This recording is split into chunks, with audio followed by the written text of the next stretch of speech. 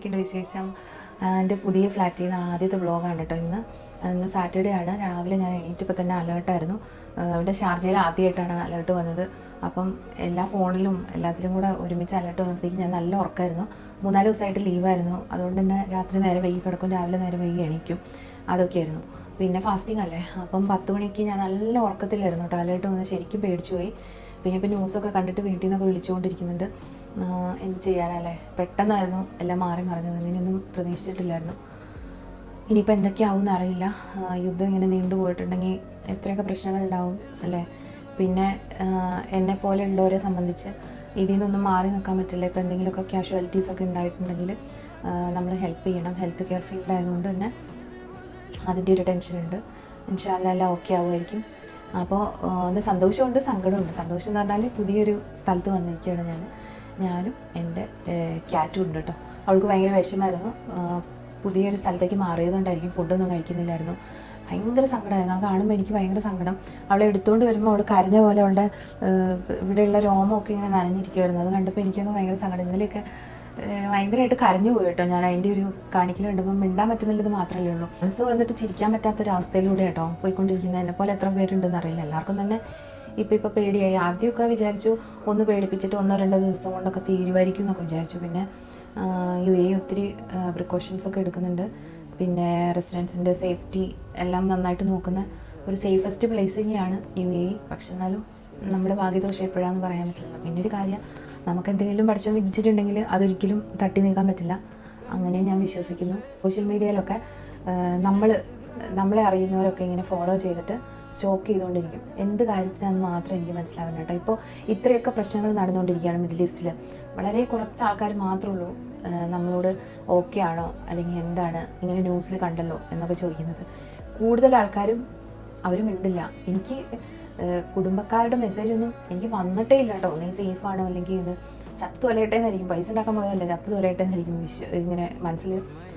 അതിനേക്കാളും നല്ലത് എന്താ പറയുക, കൂട്ടുകാരാണ്. അവർ ഡെയിലി നമ്മുടെ അപ്ഡേറ്റ്സ് ഒക്കെ ചോദിക്കും. നമ്മൾ ഓക്കെ ആണോ, ഡ്യൂട്ടിയിലാണോ എന്നൊക്കെ ചോദിക്കും. ഇപ്പോൾ അത്രയ്ക്കും പ്രിയപ്പെട്ട ഇപ്പോൾ ഇതൊക്കെ പറഞ്ഞപ്പോൾ എനിക്കൊരു കാര്യം ഓർമ്മ വരിക കേട്ടോ. ഒരു പെൺകുട്ടി, ഞാൻ അറിയുന്നൊരു പെൺകുട്ടി കേട്ടോ. ആരാന്നൊന്നും ഞാൻ പറയുന്നില്ല. നാട്ടിലാണ് ആള് വർഷത്തിൽ ഒരിക്കലോ അല്ലെങ്കിൽ 6 മാസം കൂടുമ്പോൾ ഒരിക്കലും എനിക്ക് മെസ്സേജ് അയക്കും. കുറച്ച് പൈസ തരുമോ എന്ന് ചോദിക്കും. അതിന് ഞാൻ ഒരു തവണ കൊടുത്തു കേട്ടോ. ഇങ്ങനെ മരുന്ന് വാങ്ങിക്കാൻ പൈസ ഇല്ലെന്നൊക്കെ പറഞ്ഞപ്പം ഞാൻ പൈസ കൊടുത്തു. ഞാൻ തിരിച്ച് ചോദിച്ചില്ല, ആൾ തിരിച്ച് തന്നുമില്ല. മരുന്ന് വാങ്ങിക്കാനല്ലേ എന്ന് വിചാരിച്ചു ഞാനത് വിട്ടു കേട്ടോ. ഓക്കെ, ഈ അയച്ചു കൊടുക്കുന്നതിന് മുമ്പ് ആളെനിക്ക് കുറേ മെസ്സേജ് അയക്കും. ഇങ്ങനെ എന്താ എനിക്ക് വയ്യ, അങ്ങനെ ഇങ്ങനെ വീട്ടുകാരെ ഹെൽപ്പിനില്ല, പിന്നെ ഞാനിങ്ങനെ ഹോസ്റ്റലിലാണ് ഉള്ളത് എന്നൊക്കെ പറഞ്ഞുകൊണ്ട് ഇങ്ങനെ മെസ്സേജ് അയക്കും. അപ്പോൾ ഞാൻ പൈസ അയച്ചു കൊടുത്തപ്പോൾ ആളെന്തോ ഒരു ട്രീറ്റ്മെൻറ്റും എടുക്കുന്നില്ല കേട്ടോ. പിന്നെ ഒരു 6 മാസം കഴിയുമ്പം എനിക്ക് ഇങ്ങനെ മെസ്സേജ് വന്നു, എനിക്ക് കുറച്ച് പൈസ തരുമോ എന്ന് ചോദിച്ചുകൊണ്ട് കേട്ടോ. അപ്പോൾ ഞാൻ റിപ്ലൈ കൊടുത്തില്ലേ, എനിക്ക് കുറച്ച് പൈസ തരുമോ എന്ന് ചോദിച്ചിട്ട് ഇപ്പം അടുത്ത് എനിക്ക് മെസ്സേജ് വന്നു കേട്ടോ. അപ്പോൾ ഞാൻ ചോദിച്ചു, അതെന്താ നീ എന്നോട് ഇടയ്ക്കിടയ്ക്ക് പൈസ കടം ചോദിക്കുന്നത്? അപ്പോൾ പറഞ്ഞു, ഞാൻ ഭയങ്കര മാനസിക സമ്മർദ്ദത്തിലാണ്, അതുകൊണ്ട് എനിക്ക് അതിനുള്ള ട്രീറ്റ്മെൻറ്റ് എടുക്കാനുള്ള പൈസയാണ് എന്ന് പറഞ്ഞു.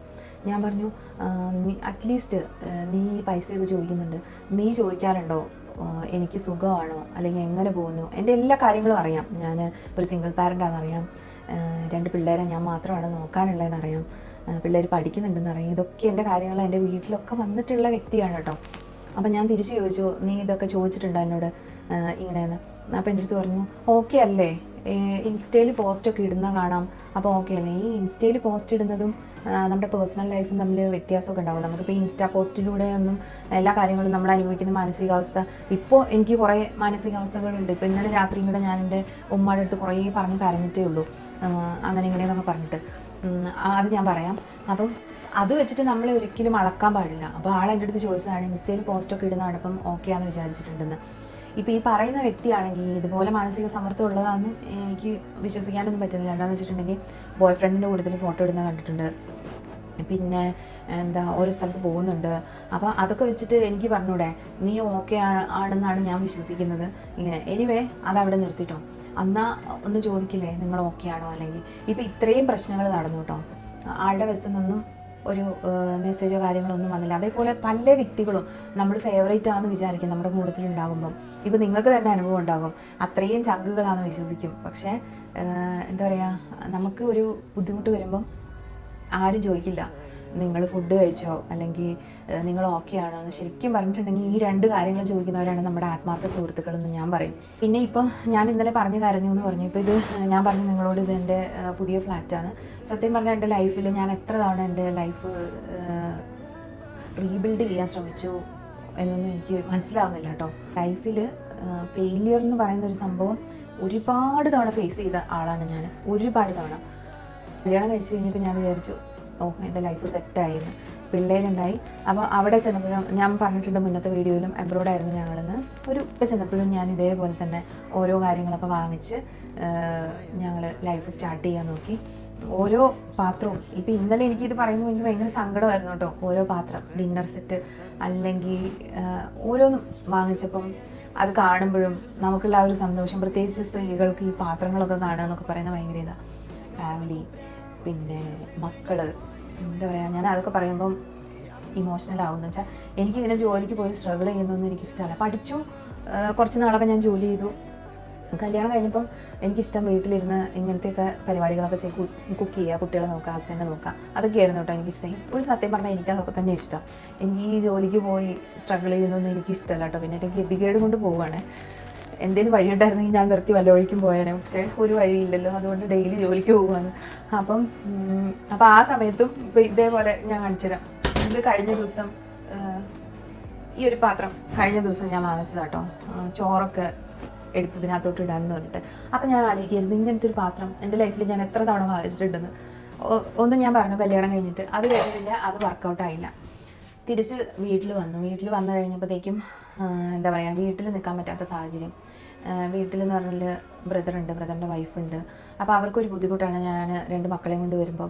അപ്പോൾ ആ സമയത്ത് ഞങ്ങൾ എന്ത് ചെയ്തെന്ന് വെച്ചാൽ എൻ്റെ പാരൻസ് എൻ്റെ കൂടത്തിൽ വന്നു. ഞങ്ങൾ റെൻറ്റിന് വീടെടുത്തു. ഇപ്പോഴും ഞങ്ങൾ അവിടെ തന്നെയാണ് കേട്ടോ താമസിക്കുന്നത്. അവിടെ തന്നെ എന്ന് പറഞ്ഞാൽ ഞങ്ങൾ കുറേ വീട് ഇതേപോലെ മാറി, ഇപ്പോൾ അതേപോലെ തന്നെ റെൻറ്റിനൊരു അപ്പാർട്ട്മെൻറ്റിലാണ് താമസിക്കുന്നത്. അപ്പോൾ ആ സമയത്തും ഇതേപോലെ തന്നെ ഒരു പാത്രം ഞാൻ വാങ്ങിച്ചിട്ടുണ്ട് വേറെ പോകുമ്പോൾ. അത് കഴിഞ്ഞിട്ട് പിന്നെ ഞാൻ അവിടുന്ന് എല്ലാം കഴിഞ്ഞ് അങ്ങനെ നിൽക്കുന്നതിൻ്റെ ഇടയിലാണ് UAE വന്നത്. UAE വന്ന് ബെഡ് സ്പേസിൽ നിന്നു. അത് കഴിഞ്ഞപ്പോൾ ഞാൻ വിചാരിച്ചു ബെഡ് സ്പേസ് ഭയങ്കര ബുദ്ധിമുട്ടാണ്, അപ്പോൾ വേറെ വീടെടുത്ത് പോകാം എന്ന് വിചാരിച്ച് ഞാൻ ചെറിയൊരു ഫ്ലാറ്റ്, കുഞ്ഞു ഫ്ലാറ്റ്, അന്ന് 2022 അത് ഞാൻ എടുക്കുമ്പോൾ 8500 ദിർഹംസാണ് കേട്ടോ ഇയർലി റെൻറ്റ് വരുന്നത്. അങ്ങനെ ഒരു ഫ്ലാറ്റ് ഞാൻ റെൻറ്റിനെടുത്തു. ഞാൻ തന്നെ താമസിക്കാൻ തുടങ്ങി. അപ്പോഴും ഞാൻ ഇതേപോലൊരു പാത്രം ഞാൻ വാങ്ങിച്ചിട്ടുണ്ട് കേട്ടോ. അപ്പം അന്നേരം അങ്ങനെ അവിടെ നിന്നു. അവിടെ ഞാൻ 2 വർഷം നിന്നു. 2 വർഷം നിന്ന് 2022 നിന്ന് 23 നിന്ന് 24 ഒക്കെ ആയപ്പോഴത്തേക്കും എന്ത് ചെയ്തെന്ന് വെച്ചിട്ടുണ്ടെങ്കിൽ വേറൊരു പ്ലാൻ വന്നു. അതായത് ഇവിടുന്ന് നിർത്തി പോകാം, അല്ലെങ്കിൽ വേറൊരു സ്ഥലത്തേക്ക് പോകാം. അപ്പോൾ ആ സമയത്ത് എന്നൊക്കെ പറഞ്ഞാൽ എല്ലാവരും യൂറോപ്പ്, പിന്നെ UK, അയർലൻഡ് അങ്ങനെയൊക്കെ പോകുന്നായിരുന്നു. ഞാനും ട്രൈ ചെയ്തിട്ടുണ്ടായിരുന്നു പോകാൻ വേണ്ടിയിട്ട്. അപ്പോൾ ആ സമയത്ത് എനിക്ക് ഉറപ്പായിരുന്നു എനിക്ക് പോകാൻ പറ്റുമെന്ന്. അപ്പോൾ ഞാൻ എന്ത് ചെയ്തെന്ന് വെച്ചിട്ടുണ്ടെങ്കിൽ, നമ്മൾ ഈ ഫ്ലാറ്റ് റിന്യൂ ചെയ്യുമ്പോഴാണെങ്കിൽ നമുക്കിത് ഒഴിവാക്കാനായിട്ട് ഭയങ്കര ബുദ്ധിമുട്ടാണ്. പിന്നെ അങ്ങോട്ടേക്ക് പൈസ കൊടുക്കണം, അല്ലെങ്കിൽ പിന്നെ വേറെ ഇത് നമ്മുടെ ചെക്കും കാര്യങ്ങളൊക്കെ വെച്ച് ഇവിടെ ഫ്ലാറ്റ് എടുത്തവർക്കറിയാം കുറച്ച് പ്രോസസ്സ് ഉണ്ടത്.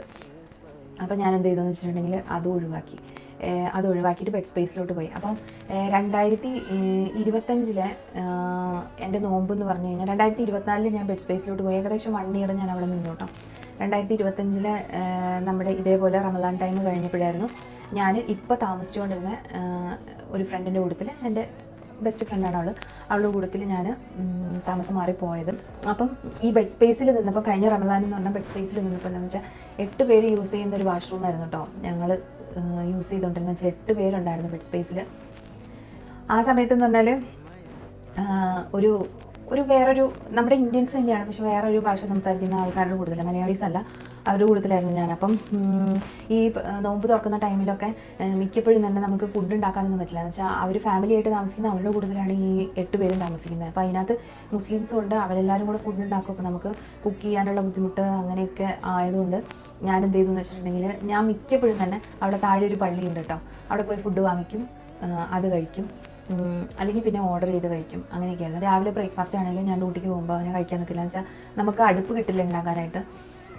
അങ്ങനെ കുറേ സ്ട്രഗിൾ ചെയ്തിട്ടുണ്ടായിരുന്നു കേട്ടോ. നമുക്ക് നിസ്കരിക്കാനായിട്ട് രാവിലെ ബുദ്ധിമുട്ടെന്ന് വെച്ചാൽ വേറെ നോൺ മുസ്ലിംസ് കുട്ടികളുണ്ട്. അപ്പോൾ അവർക്ക് രാവിലെ നമ്മൾ എണീക്കുമ്പോൾ ഒരു ഡിസ്റ്റർബൻസ് ആകും. അങ്ങനെയൊക്കെ കുറേ ബുദ്ധിമുട്ട് ബെഡ് സ്പേസിൽ താമസിച്ചവർക്ക് അറിയാൻ പറ്റും. അപ്പം ഞാൻ ആലോചിക്കുമായിരുന്നു കേട്ടോ, ഈ റമദാനിൽ പഠിച്ചോണ്ട് എനിക്ക് സ്വന്തമായിട്ടൊരു സ്പേസ് തന്നു, സ്വന്തമായിട്ടൊരു കിച്ചൺ അറേഞ്ച് ചെയ്തിട്ടില്ലെങ്കിലും സ്വന്തമായിട്ടൊരു ബെഡ്റൂം, ഒരു ഹോള്, സമാധാനമായിട്ട് ഇരിക്കാൻ. പിന്നെന്താ പറയുക, എൻ്റെ മെൻ്റൽ പീസിന് ഒരു പൂച്ചക്കുട്ടിയും. പക്ഷേ പൂച്ചക്കുട്ടി ബുരോഗ പേടിത്തണ്ടി എഴുതുന്ന അവിടെ പോയിരിക്കുന്നുണ്ട് കേട്ടോ. പ്രത്യേകിച്ച് ക്യാമറ കാണുമ്പോൾ ഇപ്പോൾ എന്തോ ഭയങ്കര പേടി. അതൊക്കെയാണ് എൻ്റെ വിശേഷം. ബാക്കി പറഞ്ഞ അടുത്ത വീഡിയോയിൽ കേട്ടോ.